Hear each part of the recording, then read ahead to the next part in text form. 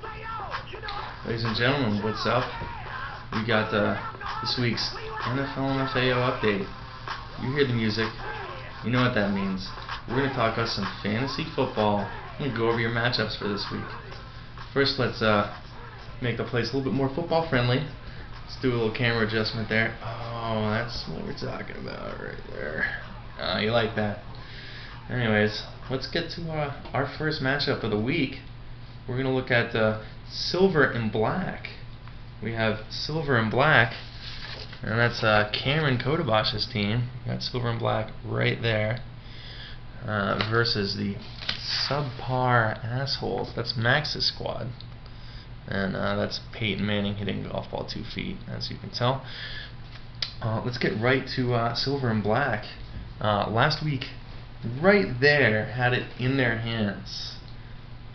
The first win for Cameron's team, but alas, he's still in the basement after not starting Darren McFadden, which is just a huge coaching letdown right there.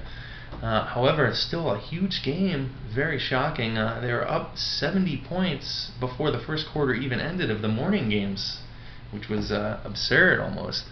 But alas, you need to have those roster adjustments ready. And that's just a big mistake. The first point, Aaron Rodgers with concussion, post-concussion symptoms, looks like he's going to be ready to go.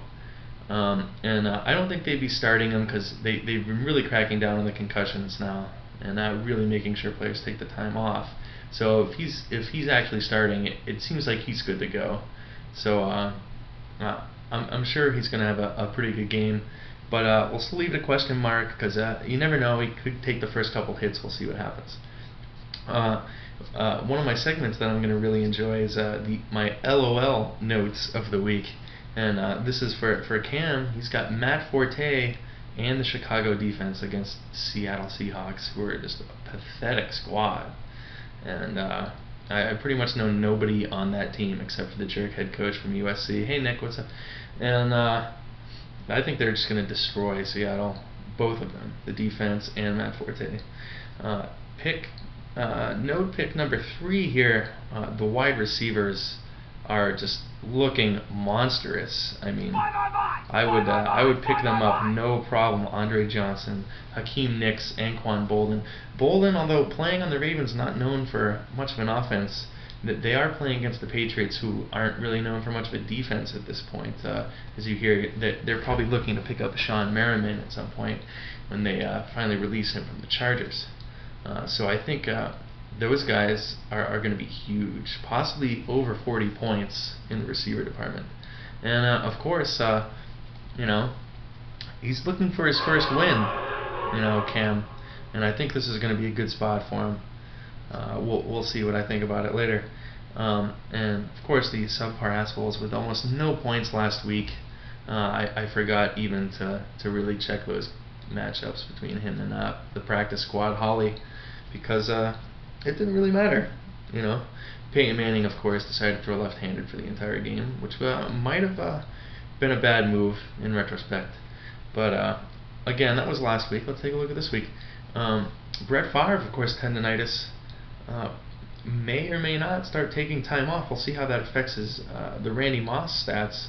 Randy Moss might actually be phenomenal with the backup quarterback because he might actually try and throw it to the purple jerseys, which would be something out of the ordinary up there in Minnesota. Number 2, of course, the subpar assholes, clearly just trying to hide their cunning and guile this week with 2 wide receivers still listed on the starting roster that are actually on their bye week, Larry Fitzgerald and Ocho Cinco.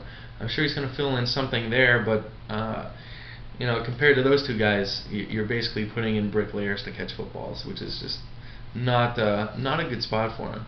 And of course, Jermichael Finley is out, and he's still got him listed as a tight end. I'm sure Max is going to pull something out of the waivers, but Jermichael Finley was crushing for him, and that's going to be a big loss. Not very good. And I think Max's strengths this week are going to be Arian Foster and LT, of course. Denver, not necessarily a bad defense, but I think it should be a good spot for LT. And Arian Foster, of course, has been crushing this season. We'll see if he keeps that streak going, but he's definitely going to need those two to perform, or else we're going to be looking at Cameron's first win of the season, and you heard it here first. Pretty excited to see how that works for Cam. And let's move on. We got our next matchup with the second place Wang Stranglers there. Of course, in second place by virtue of a huge point advantage. So they have the most points in the league. If they get a piece of first place, they're going to have all of it if there's any type of tie at the top, because they have a massive point lead that only seems like it's going to be getting bigger with the depth of the roster that they have. And they're playing against the Holly's practice squad, and of course that's Allen Iverson flipping off the practice field. And let's take a look at that matchup. Of course, for practice, pounded the subpar assholes last week, and they're the overwhelming leader, which happened a few weeks ago when the Wang Stranglers came in and defeated them for the first time of the season. So that may detract from them a little bit. The Wang Stranglers have come up strong against them. The first note I have, Peyton Manning, of course, who was kicking the football a lot better than he was throwing it this past week. We'll see how that affects Reggie Wayne and Dallas Clark coming up. I know Peyton Manning's, he's a machine, and everybody wants him on their roster, and there's no reason to doubt him. But one misstep, and his team's been underperforming. We'll see if he can rebound really strong, or if he just gets by and squeezes out a win in the next game for the sake of winning. And this is going to have a big effect on Reggie Wayne and Dallas Clark. That's going to be a big question mark in the air for them. Number two, the New York Giants defense has been pretty strong, and that's who Javed Best is visiting this week. And I'm not looking like very favorable about his odds of getting a lot of yards, but then again, the Lions have put up points this year, so it could be strong for him. Although last week, I want to recall not getting many points, or possibly it was the week before. So I'm marking that down as a potential negative here. And I think what's going to be the big difference for Holly's squad is Drew Brees and Marquez Colston.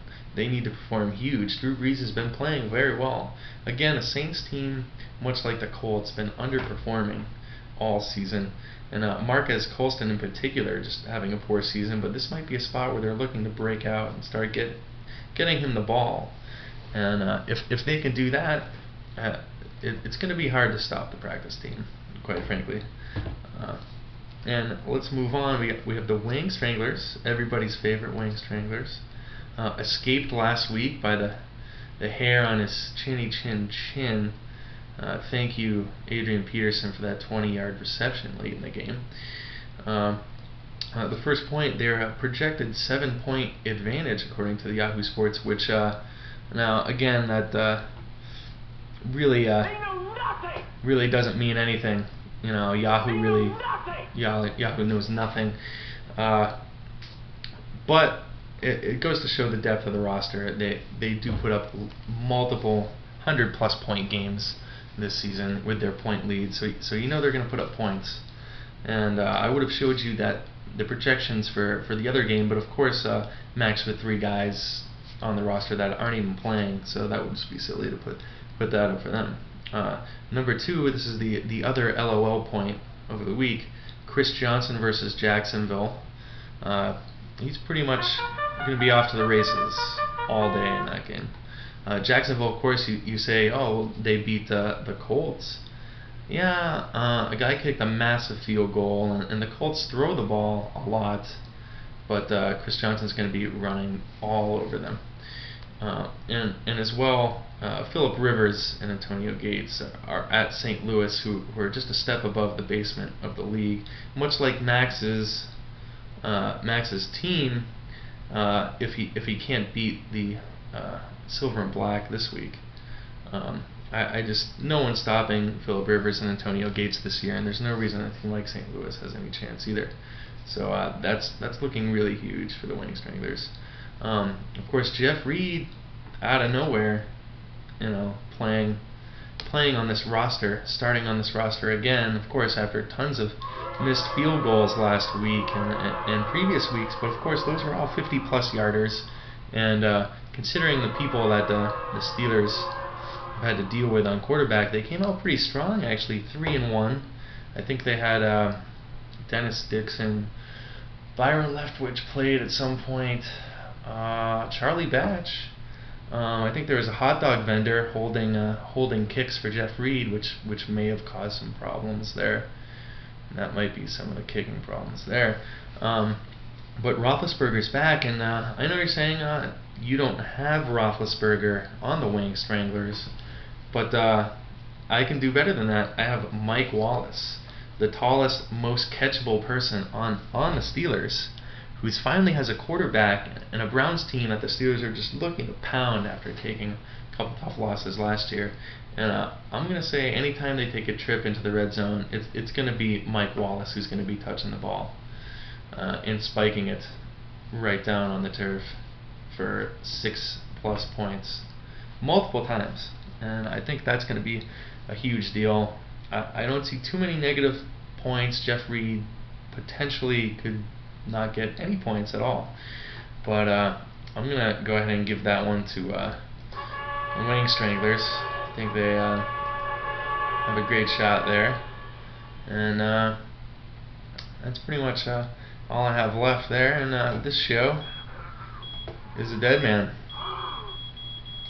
Have a fantastic weekend, and we'll see what happens